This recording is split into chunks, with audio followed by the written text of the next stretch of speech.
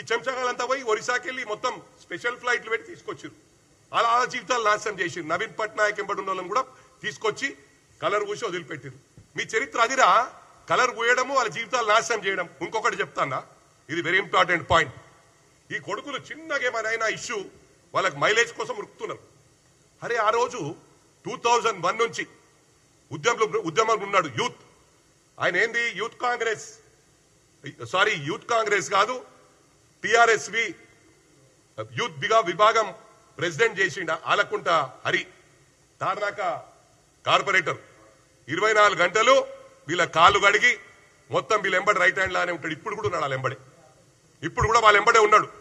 ఆయన ఒక్కడే కొడుకు. ఆయనకు కొడుకు చనిపోతే ఈయన కొడుకు పోయి చూడలే.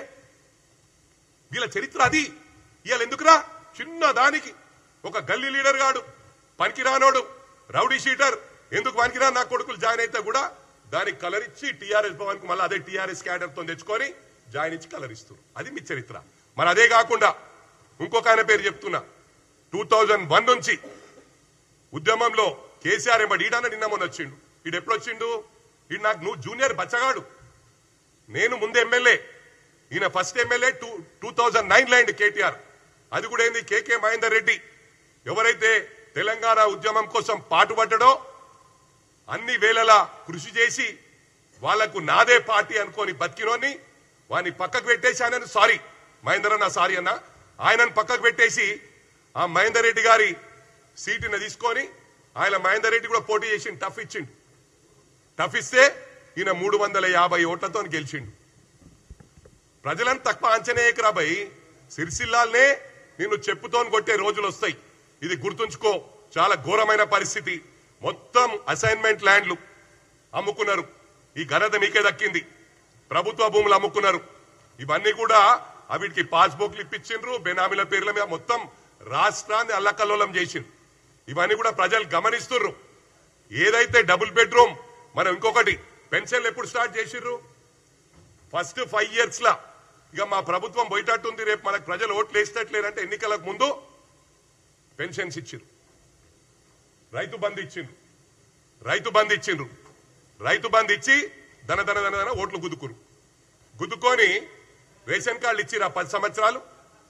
ఇలా బ్రహ్మాండంగా రేషన్ కార్డులు ఇస్తున్నాం. ప్రతి గ్రామంలో, ప్రతి జిల్లాల, ప్రతి నియోజకవర్గంలో రేషన్ కార్డులు ఇస్తున్నాం. 10 సంవత్సరాలు రేషన్ కార్డులు ఇవ్వకపోయా. ఒక కొత్త అమ్మ ఇంట్లోకి వస్తే ఆమె పేరు పెట్టుకోనికి అవకాశం లేకపోయా కోడలు వస్తే. అటువంటి పరిస్థితి మీదరా మీరు చేసిరు, నాశనం చేసిరు. సన్నబియ్యం పెడుతున్నాం బ్రహ్మాండంగా. ఇలా ప్రజలు అంటుర్రు చాలా బ్రహ్మాండంగా చేస్తుర్రు, ఈ విధవలకి ఏం పని లేదా, ఈ బీఆర్ఎస్ లకు ఓన్లీ విమర్శించుడు తప్ప ఇంకో పని లేదని. అరే చెత్తనా కొడుక, మారేషం వేసుకొని పో, ప్రజలలో తిరుగు. మీకు అలవాటు రా ఇది. మొత్తం రాష్ట్రం అంతా ఆడికెళ్ళి వంద ఈడికెళ్ళి వంద గ్యాదర్ చేసి ఒక మీటింగ్ పెడతాడు మీ అయ్యా. మీటింగ్ పెట్టి మొత్తం హైలైట్ చేసి ఇక మళ్ళీ ఇంట్లో అంటాడు. అది మీ చరిత్ర. మేము ప్రజలలో ఉంటాం. ఆయన కొండగట్టి ఇష్యూలో పోయిండా? అంతమంది చనిపోతే కొండగట్టి ఇష్యూలో పోలే. ఇవాళ ఎవరు చిన్నోళ్ళు పోయినా యాక్టింగ్ చేస్తున్నారు. ఎందుకు? పవర్ లేక బతకలేకపోతున్నారు. 18 months లోనే మారిపోయారు కొడుకులు. అమ్మో ఆగమైపోయినాం మనం. వీళ్ళు ఏమనుకున్నారు? చిన్న మండలాలను, చిన్న జిల్లాలను, చిన్న పోలీస్ స్టేషన్లను అన్ని చిన్నగా చేసి ఏమనుకున్నారు అంటే ఏ లీడర్షిప్ కూడా ఎదుగొద్దు. లీడర్షిప్ ఉంటే రేపు నాకు కౌంటర్ అవుతారు. ఒక జిల్లా పరిషత్ చైర్మన్ అంటే మా మెదక్ జిల్లాలంటే 46 మండలాలు ఉంటుండే. 46 మండలాలకు జిల్లా పరిషత్ చైర్మన్ అంటే ఈక్వల్ టు క్యాబినెట్ మినిస్టర్. అంటే వీళ్ళకి అట్లుంటే రేపు వీళ్ళు కౌంటర్ అవుతారు. రేపు ఎప్పటికైనా తలకాయ నొప్పి అని ఈ క్రిమినల్ దమాక్తోని అని చిన్న మండలాలు చేసిరు. మనోళ్ళు అనుకుంటారు అరే మాకు చాలా ఫేవర్ చేసిండని. ఆయన ఏమనుకుండు? నా దగ్గర పైసలు 1,00,000 కోట్లు సంపాదించుకున్నా, పైసలు ఇస్తా, పబ్లిక్ ని తెచ్చుకుంటా.